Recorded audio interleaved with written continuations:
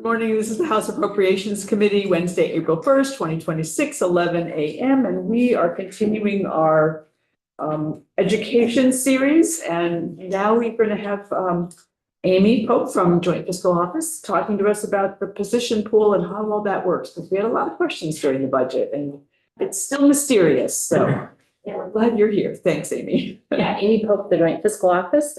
And I have a presentation I can put up on the screen and then we can talk from there. So let me see if I can do that.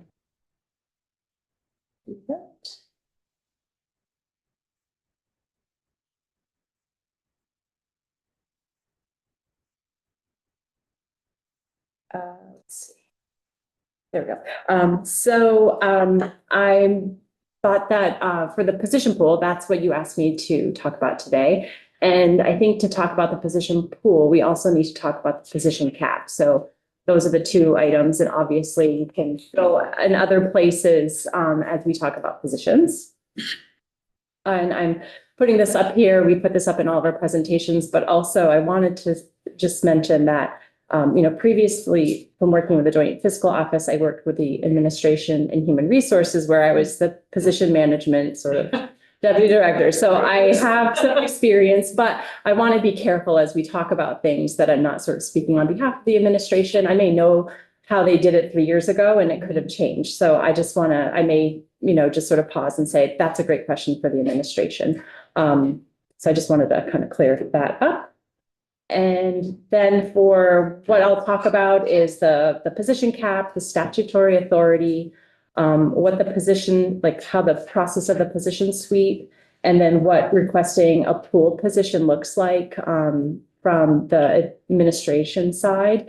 And then I have sort of some thoughts for you at the end, and you can go whichever direction you'd like to go from there.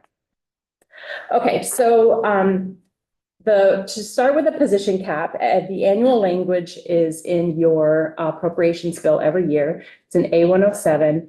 And basically it's saying that no new positions are created except for those that are either temporary positions or positions that are created in the Joint Fiscal Committee process. There are grants, they're approved by Joint Fiscal Committee outside of the normal legislative process. And there are positions tied to those grants for a specific purpose. So the cap is not about those, and the cap is not about temporaries. It's about classified and exempt positions across it's really saying across all three branches of government. And some of that, which I'll speak to in a little bit, can be considered, and just think about this as it's a budgeting tool that you have, that you're sort of preventing the growth of positions by having this position cap. Which I just said that. So the position cap, it can be thought of as controlling personnel costs, because obviously it's not controlling what the healthcare benefits are, or there's many like negotiating benefits, but this is really about the number of personnel that you're sort of controlling that cost. And in some ways it's controlling the workforce growth, and the departments and agencies come to you during the budget process to say, we need more positions and we need more money. And so there's sort of that direct relationship. It also forces departments to kind of look at the current positions that they have. There are vacant positions that they have a need of some kind. There's a new program or a new issue or problem, and they look at their existing number of positions. Are there opportunities to move positions around, reclassify positions, vacant positions? Are there other areas of government that they're doing? So this is where that position cap sort of like forces these types of conversations to happen. If they had unlimited amount, they could create any position that they needed. It would not force that sort of like looking at the current existing positions that they have, which I'm going to call position control, which is the number of positions within a department's budget. And then the other thing that cap does is it creates budget predictability, and what I mean by that is if departments are not just creating positions as they wish, as they need, that means they're not coming in a budget adjustment and saying, hey, we needed 5 new positions to do this thing. We need, $1 million for that. They still may do that, but they haven't already made the decision. They haven't already spent the money. They have to come to you as Emily says, the power of the purse. And that is also part of that sort of position cap. One thing I didn't say about the language that's in the appropriations bill, this summer, I spent a little time sort of looking back at many years of previous appropriations. I feel like I went back to like the 60s and, I'm not a lawyer, so take this for what you want, but, every bill had some sort of cap. And sometimes it was just this department has a cap. This area of government has a cap of positions. And so it's been used as a budgeting tool in a way, and a predictable thing for you, for the legislature and even all branches really, that it's sort of a methodical way of, they have to come to the legislature to ask for that sort of permission to grow that organization. Do you have any questions before I read? Just, you went back to the 60s. Wow. All the budget books, I did a similar exercise for Fish and Wildlife purpose once upon a time. And it was hard to find the books at a certain point, but I did manage to find them back in the 60s. So just for general information, were you able, where did you get the ones that you? We have a library at Joint Fiscal. So you got everything. We have all the white books. They're not white, but they, But that's good. yeah. Oh, now I think they're black. I think the last one we. Find them all within the agency. Mhm. Sometimes I had to go to different departments, but I eventually found them. Yes. Yeah. Questions? All right. Okay, so now we're going to talk about the position pool. And what's interesting about the position pool is it's not in statute. And but we use, or when I say we, I'm sort of the collective we, more of the executive branch, uses 2 different statutes to sort of create the pool. And I think this is where this will be hopefully an enlightening moment for you, but it was for me when I was learning about this. So 3 VSA 327, so go right down to B, says that any position that's been vacant longer than 6 months, which is something that you probably have heard about, is eliminated, unless the Secretary of Administration is saying that the position is essential and has remained vacant because of certain qualifications.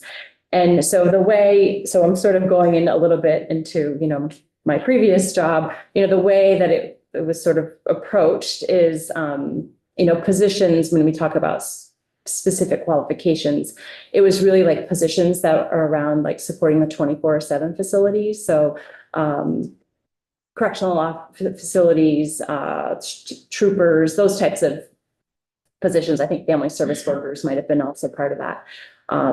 And those are sort of never really touched. It's sort of like those departments can keep those positions that are supporting those facilities. And then the other sort of everything else was sort of looked at. So that's, I don't know if you have any questions about this. Does this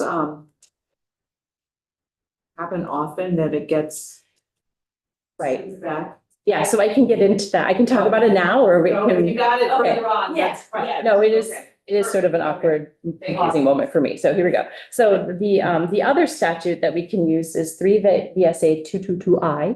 And this is an authorization that allows the Secretary of Administration to move vacant positions around state government. And by state government, it is in the executive branch specifically. And you can kind of further look at some other statutes where the authority is really just sort of like the administrative offices and doesn't really include like the treasurer's office and the auditor. So any of the elected, even though those positions are kind of attached to the executive branch, the secretary doesn't have too much authority over, moving things around in that way.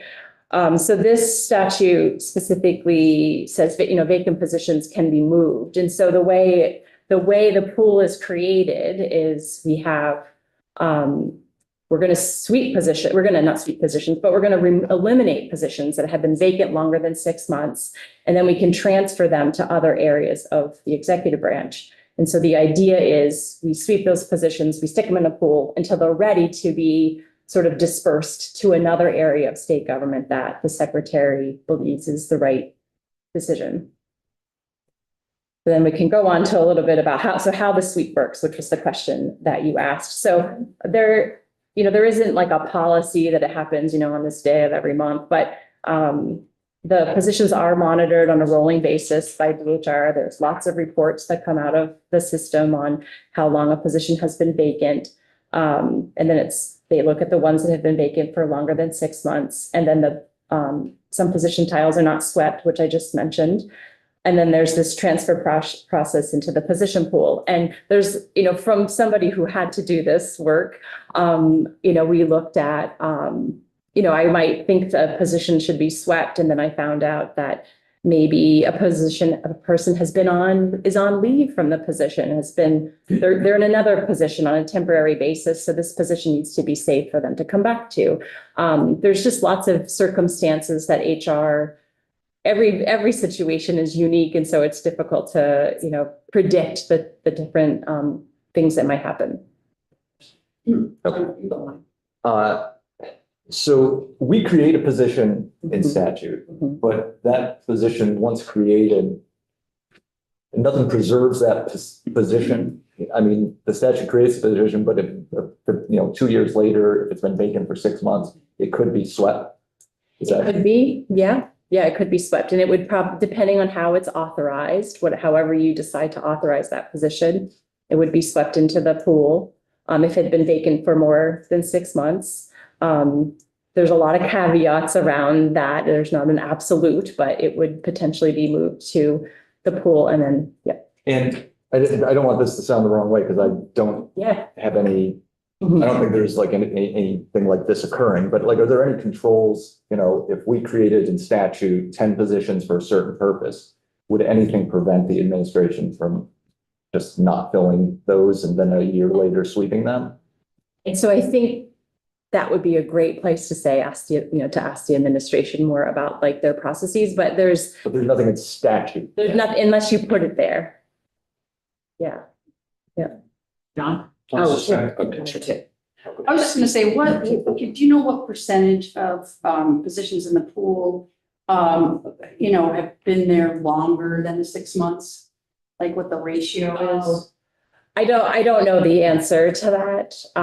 But I do know from my experience is that, that there was a lot of back and forth and giving departments opportunity. It was a difficult position to hire.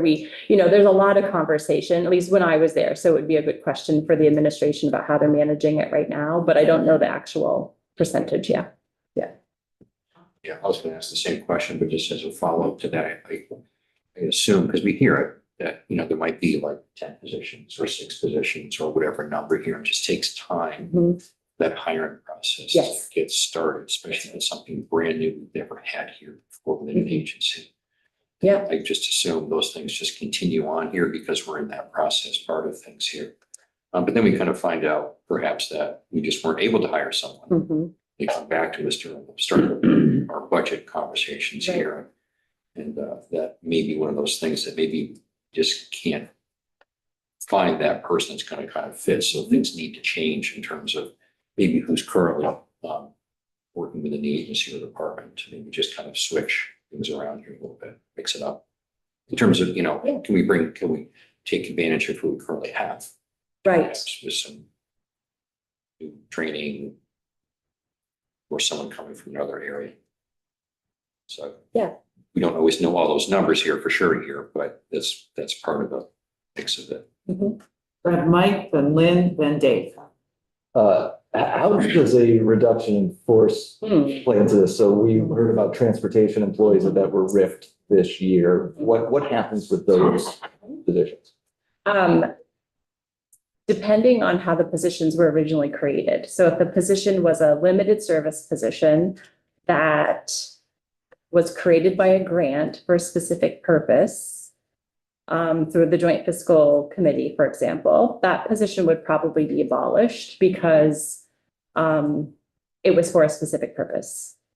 Positions that there's no actual specific authority around them are swept into the pool. So in the transportation case, there were about 26 positions that were created with ARPA funds for specific things. And so when they had to reduce, it was So that was limited. easier, and they were limited service. So that was, I would guess that would be generally where the choice would be, if they're limited service before the long term. So Lynn and then Dave. Yeah, I'm asking a similar thing, and then maybe you've already answered it.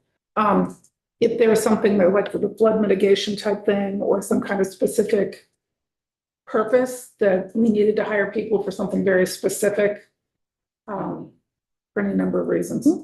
Are they all limited service, or how do you, the administration that comes in next, let's say, 4 years down the line or whatever, says, okay, we've done that, we don't need these positions anymore, do they go back to the pool? Or do they get ripped, or how does that work? Yeah, so I think the answer is it depends on how it was authorized. So it's hard to, it's sort of like scenario based. So for your specific scenario, if the positions were created from a grant, again, for flood mitigation, and it was for a very specific purpose, and I hate to answer that question without, sometimes a lot of this is what I've learned working in DHR, it depends is really often. So you really need to know a lot of the detail before figuring out what the answer is, which I think is what makes this so complicated sometimes to understand, because I can't give you I can't really give you an answer for your scenario that you're mentioning. I just want to follow up. It seems like there's times when we do have people in limited service, we make them permanent. Yes, I'm sorry. And then, Yes. and then maybe Yes. they go back into the pool Yes. but you still want to keep them because they have expertise that we need, and somebody else may need them. Yes. I mean, it's just like it. Yes, I'm sorry. I understand your question now, what you're looking into. So for limited service positions, and say they were created by a grant, the joint fiscal committee, and then you wanted to make them permanent, that process can happen two different ways. And the way you see it is they come here and they say, we want this position to be permanent. And they ask for your authorization, and you're really creating a new position is what you're doing. And then there is sort of a process the administration could take a position from the pool and use that as the permanent position now that you're moving this work from the limited service. So you can go into the pool again and say, Yes. that person. That's right. Yep. You can take someone out of the pool and put them in that The position. Yes. Yes. Dave and Wayne. I had in the past argued that instead of focusing on a position count, which can get very political, this governor's, the number of state employees has grown by X, and that would create a real vice on any kind of workforce growth. And so I argued somewhat successfully in the Senate, at least. I said, instead of looking at positions, go back for a 3 to 5 year period and see what % of my overall budget is for personal services. Now, we have personal services, operating, and grants, those three categories. Now, in personal services are temps, limited service, everything, contracts and whatnot. And let me live within that % because as government grows, or at least as government budget grows, it's often an indicator of more work on the workforce. So we would have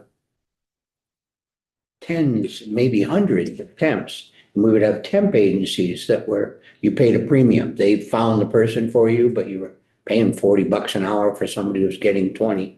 And the temps were less costly because there were no benefits, but it was a great opportunity to see if I was a good worker. So the normal churning that was going on, because limited service positions being limited most of the time, not always to 3 years, people were constantly looking all over state government for jobs and leaving, and it was hard to run a good shop with stability and tenure that people had. So I guess what I'm leading up to here is a question that it would seem to me more logical, as long as I didn't exceed a percentage of what we agreed upon was reasonable, my personal services expenditure history, why would anybody care how many positions there were as long as I was getting the work done? Has that ever been discussed within your history? Yes, so we did have the position pilot. I don't know if you Yes. remember that. I do. Yes, and so that was an effort to sort of allow certain departments, I think DCF was one of them, that the idea was that, to your point, that departments could live within their budget and that any new positions had to be budget neutral. I think that the language said something like that. And the request had to then eventually come to the legislature, just sort of like a notification that this is what we've done. But then we had to do a report. The Department of Human Resources had to do a report to say, like, is this really budget neutral? And it was really hard to say that it was. Because, we can, I'm sort of summarizing what the report said, we could pull the report up and look at it. But I think like the Department of Corrections, who at the time had a lot of like overtime and temporary. And so the idea is if you create new positions, then you would have a less reliance on temporaries and overtime. And it wasn't, I know this current administration was not supportive of that philosophy, I guess you could call it. But managing to your budget is a reasonable request, reasonable. Radical. It's not too radical. I think a lot of corporations budget, manage to their budget. So it's a reasonable. Okay, Wayne? Just comment, I mean, the limited term conversion, I think we as a committee need to keep in mind that when we see those limited term conversions coming in, we're creating a new position. And we may not always think that. Right. If I could clarify that point also,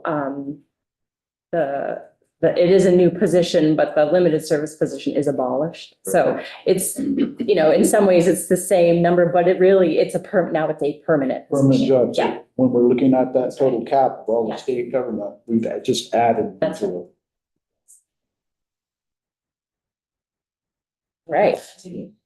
Okay, so the transfer of pool, we did that. So the position pool committee, I think this administration had sort of managing the positions differently. And so they have a pool committee that's it's actually the Deputy Secretary of Administration, the Commissioner of Finance and Management, and the Commissioner of Human Resources. They're sort of the heads of the committee. Departments and agencies can request the position return to their position control. So there may be a position sweep, and then the department sort of has an opportunity. There's a form they can fill out and request the position return back. The pool committee makes that decision. And then departments and agencies can also ask to come from the pool. There's a form for that. So there's sort of like a formal process, I guess you could say, to how positions go in and out of the pool.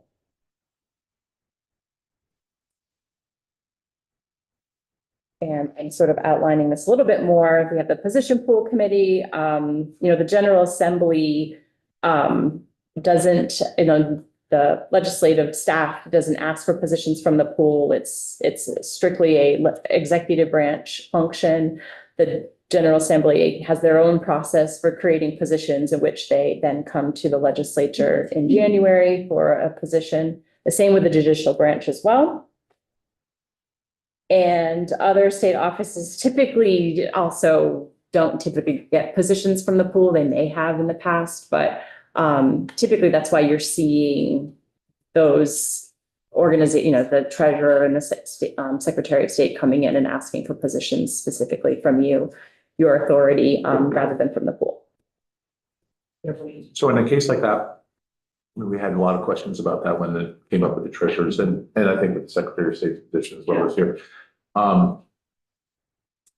If they find that those positions in the same concept, that if those positions go vacant for any length of time, do they have a mini pool do they keep those positions, or at least those, I guess, slots available so that, for instance, there's an election person that we funded at least in here. So the election happens and you would think that you'd always need an election person, but understand that every 2 years it's busier than it is. So do they get to keep those positions themselves? So when we create those positions for them and they have 50 positions now, they can have them vacant and then refill them at any time? So typically, my experience was that I would never sweep positions from the treasurer's office because they're sort of under their purview. So that if they have a vacant position for more than a year, then it stays in that position control under that organization. Thank you. And because it was created by the legislature. So the only way that it could be taken back is for the legislature to take it back. Administration doesn't have the authority to take it back. Okay, let's keep going. So this is my last slide. So I wanted to just, talk a little bit about the position pool ensures sort of compliance with the legislatively established position cap. It may, reduce unnecessary vacancy holdings by having that every 6 months looking at vacancies. Departments are they're looking all the time at, how they're recruiting and what's happening. The fixed position cap gives appropriators a stable container for budgeting personal costs. As I mentioned, you're not seeing a lot of that in the budget adjustment. Again, as I just mentioned, reduces the risk of mid-year budget shortfalls. It's easier to estimate multi-year fiscal impacts. So you sort of have an idea of what will be happening over the next couple of years. There's always there's always circumstances as we've seen over the past 5-10 years now, but the departments aren't creating new positions. So that's one way that you are kind of controlling what the future years will look like. And then sort of lastly, new positions authorized sort of preserves, your flexibility to respond to emerging needs throughout the proper appropriations process. So your power of the purse, so to speak, is really the way in which positions are created and authorized. So when we talk about reclassifying positions, I think the understanding is that job description, whatever it was, suited a particular set of characteristics for a while. And now it turns out that this job is more complex than we had thought, requires more qualifications and whatever. And so we want to say it's class B instead of, class A return. And we go through that, and I know DHR looks at all that, and obviously it certainly may imply a change in salary range, so it does have an implication to the budget. But it still just keeps that post, that position in the total cap. We just made that position more valuable, and so it does affect budget, but it still stays as a position of the whole. Correct. Yes, thank you for that point. And I think that you've heard DHR come in and talk about that the current classification, the system and the process for changing salaries is unpredictable for the budget. So yes, that is definitely one classification. Healthcare benefits, there are definitely pieces that are unpredictable, but just the creating of new positions is what Well, and then the reclassification requests, the That's right. RFRs, right, also add costs, even though the positions are the same, right? And you have a whole group that does that, right? And that's what we had with the game wardens and the budget adjustment, right? The 4 game wardens, and then they went up 2 grades or remember that? So there's only so much predictability. absolutely, no, Within the process. Those, yeah. You see, though, that was a result of a union negotiation.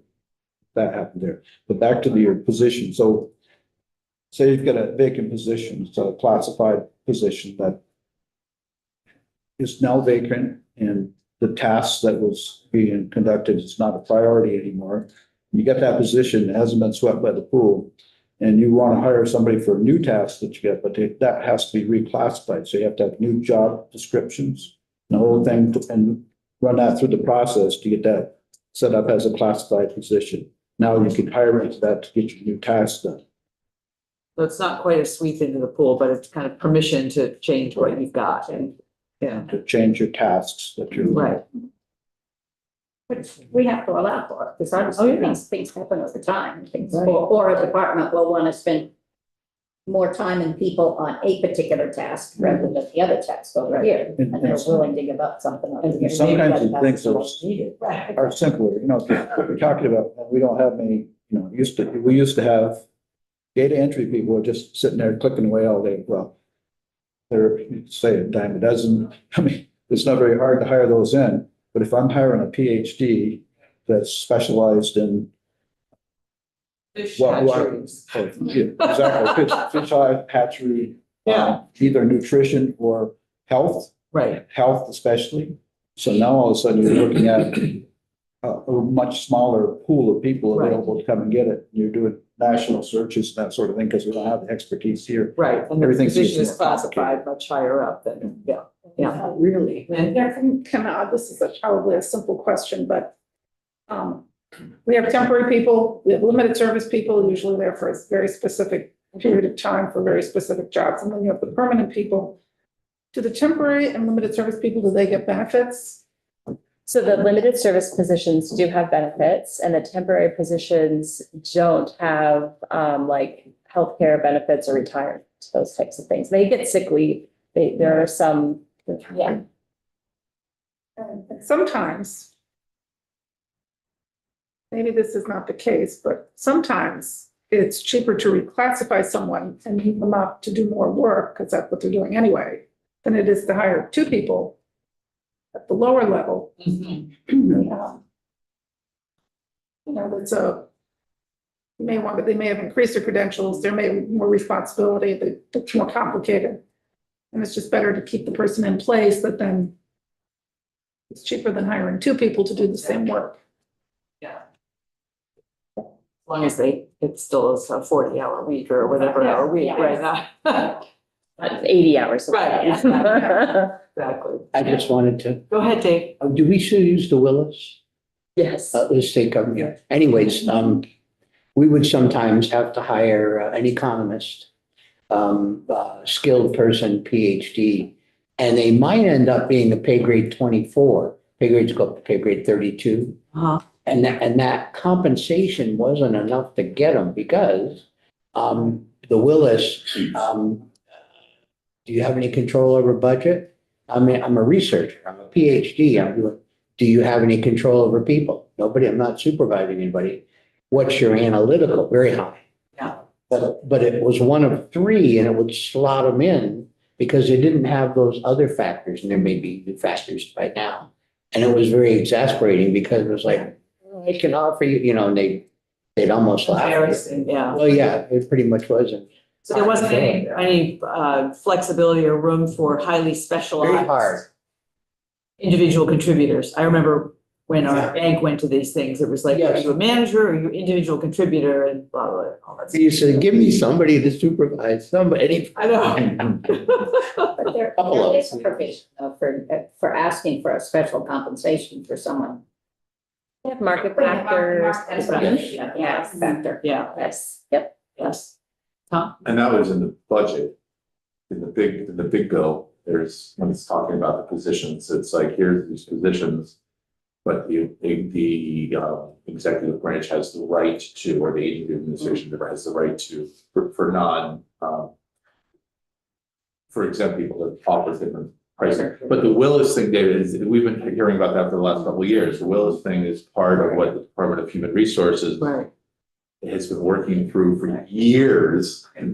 But I guess they're closer now. They're supposedly within 18 months of We have like 3,500 different positions and they're gonna get down to under 1,000 or something crazy. Look at lots of that. reclassification stuff, The which, whole, getting both the unions and the administration, and what you talk about, Dave, is just, trying to get it all together, so there's not a new position definition necessarily. It could be like, copy person 4, rather than special Xerox person number, it's just that.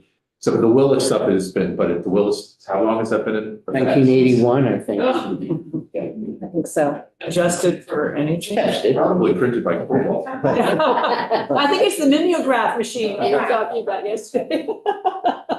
Leverage the hands up.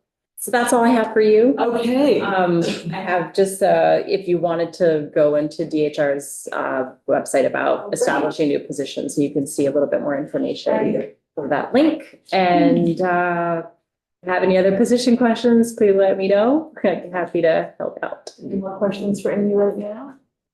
Thank This is you. always very helpful, and maybe we'll remember it. Yeah. There's so much, it depends, which just makes sense. It has to be flexible, but it's good to have just a general sense of how it all works and what the statute is. So thank you for your time, Wayne. So my last job was on Pennsylvania, and we had a nice electronic system for doing all this stuff, right? So you go in there, enter in your position descriptions and do the whole thing. We did everything was online. Do we have anything like that here now? Is it all paper? I think that, to Representative Stevens was mentioning, DHR is going through a process right now, so I don't know what their new program looks like. But I believe there's quite a bit of paper right now. The system done their work pretty well. Great. Amy, thanks again. Yes, thank you. Yeah. So committee, this is what we have before the floor, and then right after the floor, please come right back down and the Capitol bill is gonna happen. I am gonna be with Amy in Senate approach from 1:30 to about 2:15, so I may be asking you to start the committee. I haven't been released from SAC at that point. So that's the plan for the day, and then why don't we go off live